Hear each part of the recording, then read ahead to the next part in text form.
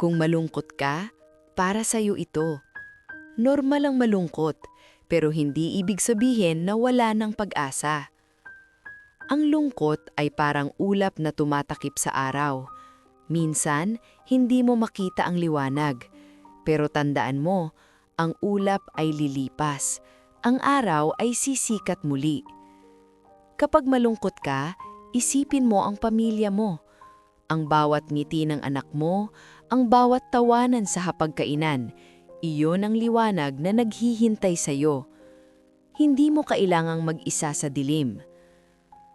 Hanapin ang mga bagay na nagpapasaya, magdasal, makinig ng musika, maglakad sa labas, magkwento sa kaibigan. Ang lungkot ay lilipas, lalo na kung hinaharap mo ito ng may tapang. Ngayon, huminga ka ng malalim. Sabihin mo, ang lungkot ay lilipas, ang saya ay darating. At sa bawat araw, mas lumalapit ka sa liwanag.